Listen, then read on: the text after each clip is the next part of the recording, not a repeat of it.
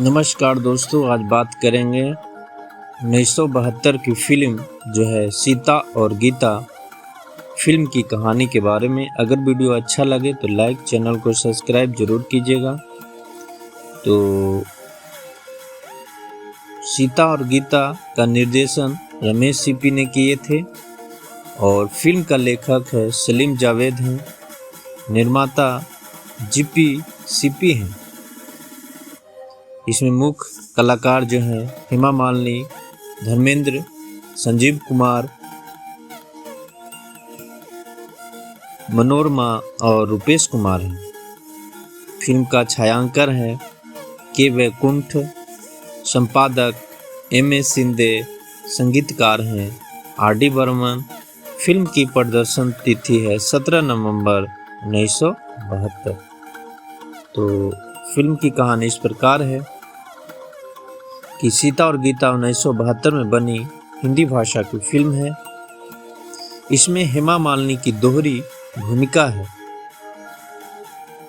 इसमें आर.डी. बर्मन द्वारा संगीत दिया गया है। कहानी जुड़वा लड़कियों की बारे में है जो जन्म के समय अलग हो जाते हैं और विभिन्न स्वभावों के साथ बड़ी होती है। बाद में दोनों आपस में अपनी जगह बदल लेती है। फिल्म में हेमा मालिनी के दो साथियों को धर्मेंद्र और संजीव कुमार द्वारा चित्रित किया गया है। मनोरमा ने का भूमिका निभाई है। तो फिल्म की कहानी इस प्रकार है कि सीता और गीता दो जुड़वा बहन होती है। फिल्म के आरंभ में ही शिरडी से लौटते हुए एक दंपति रास्ते में एक गरीब व्यक्ति से निवेदन करते हैं कि रात भर के लिए उन्हें आसरा दे दे, क्योंकि उनकी पत्नी को बच्चा होने वाला है और वे रास्ते में फंस गए हैं। उसी गरीब व्यक्ति के घर डॉक्टर के आने से पहले ही बच्ची का जन्म हो जाता है। जब वह दंपति अपनी बच्ची को लेकर चलने लगते हैं और आसरा देने वाले उस व्यक्ति को कुछ रुपए देने लगते हैं, तो वह व्यक्ति उन्हें प्रार्थना करने के लिए कहता है और उनके घर भी संतान का जन्म हो जाता है। इस पर उस नन्ही बच्ची के पिता कहते हैं कि यदि उन्हें जुड़वा संतान हुई तो वे एक बच्ची उन्हें जरूर देते हैं। उनके जाने के बाद उस गरीब व्यक्ति की पत्नी उन्हें नन्ही जवजात बच्ची दिखलाती है और बात तब उन्हें पता चलता है कि उस दंपति को जुड़वा बच्ची पैदा हुई है, जिसमें एक बच्ची को उसकी पत्नी ने छुपा लिया है। इस प्रकार एक बच्ची उस गरीब बंजारे के घर पलती है और बड़ी होकर बंजारे का खेल दिखलाती है। उसका नाम गीता होता है। दूसरी ओर दूसरी बच्ची जो अपने माता पिता के घर पलती है, फिल्म में उसके माता पिता के दिवंगत हो जाने की सूचना उनके चित्र पर टंगी माला से दी जाती है और प्रारंभ में ही बड़ी हुई सीता नामक उस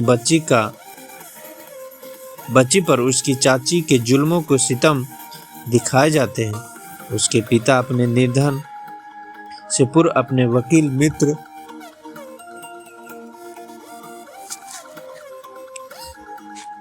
गुप्ता जी को अपनी संपत्ति के ट्रस्टी बनाकर अपनी सारी जायदाद गीता के नाम करके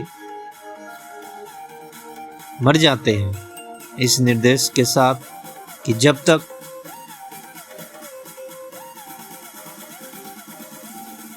सीता की शादी न हो जाए तब तक उस संपत्ति से अर्जित 5,000 रुपये प्रति माह वकील गुप्ता जी सीता को देते रहेंगे। वकील साहब के आने पर सीता की चाची उसकी अच्छी तरह देखरेख करने का ढोंग करते हैं और उनके जाते ही रुपये झपट कर उस पे जुल्म सितम जारी रखती है।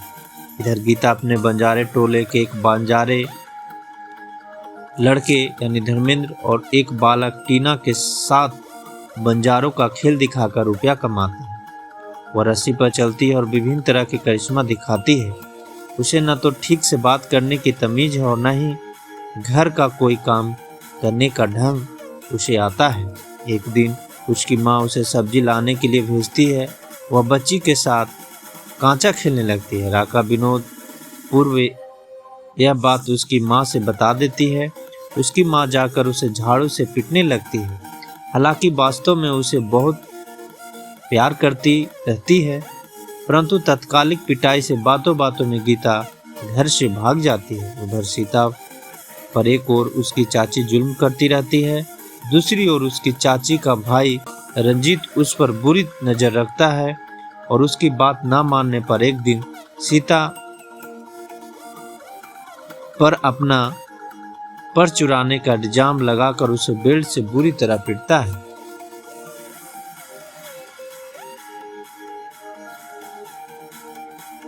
सीता की चाची उसकी शादी नहीं करना चाहती, क्योंकि उसकी शादी हो जाने पर 5,000 रुपये प्रति महीने उसे हाथ से धोना पड़ेगा। फिर भी सीता के लिए इंग्लैंड से डॉक्टर पढ़कर आए डॉक्टर रवि यानी संजीव कुमार अपने साथ उसके विवाह का रिश्ता लेकर आते हैं, जिसके बारे में सीता के चाचा बद्रीनाथ को पता है कि उन्हें एक सब सुशील भारतीय लड़की ही अपनी पत्नी के रूप में पसंद करते हैं।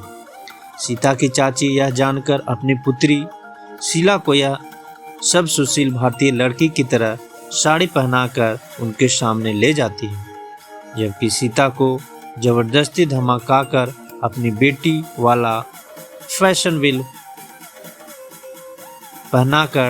ड्रेस पहनाकर डॉक्टर रवि और उसके माता पिता के सामने लाती है, जिससे वे लोग रिश्ता नामंजूर कर चले जाते हैं। फिर चाची के अत्याचार से तंग आकर एक दिन सीता जो है घर से भाग जाती है, जिसकी रिपोर्ट थाने में लिखाई जाती है। लेकिन उधर से भागी हुई गीता एक बच्चे को देखती है जो जुए में अपने स्कूल की फीस 20 रुपये हार कर रोने लगता है।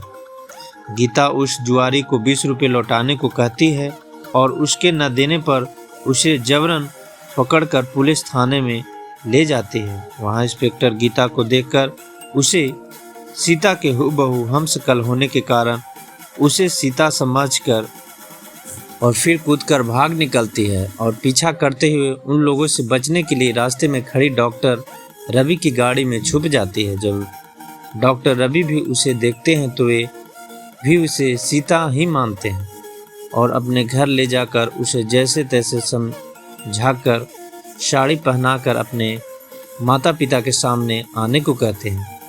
गीता कुछ तो अनजानवश और कुछ उसकी लाचारी बस उसकी बातें मान लेते हैं, यथासंभव वैसे ही करती है। एक दिन रवि के साथ स्केटिंग करते हुए और गीत गाते हुए दोनों दूर निकल जाते हैं। गीता स्केट को न रोक पाने के कारण जैसे तैसे एक्सीडेंटों से बचते हुए पुलिस द्वारा पकड़कर अपने घर सीता के घर पहुंचा दी जाती है। वहां सीता की दादी को असहाय और लाचार देखकर तथा वहां होने वाले जुर्म को समझकर वह निर्णय करती है कि इस जुर्म को समाप्त किए बिना वहां से नहीं जाएगी। इसके बाद वह सीता की क्रूर चाची और उसकी बेटी अच्छी खबर लेती है, उनसे सीता पर ढाए गए जुल्मों का बदला अच्छी तरह लेती है। एक दिन रंजीत भी खूब धुनाई करती है, रंजीत को भी खूब पिटाई करती है। इधर घर से भागी सीता आत्महत्या करने के लिए पुल से नदी में कूदती है और राका द्वारा बचाई जाकर गीता के घर पहुंच जाती है, जहां उसे गीता की मां अपनी बेटी गीता की मनमानी मानती है। वह यह जानते हुए कि उन लोगों को कोई भ्रम हो रहा है, फिर भी उस औरत से मां का प्यार पाकर वह रह जाती है। राका उसके काफी बदले स्वभाव से आश्चर्यचकित हो जाता है और बहुत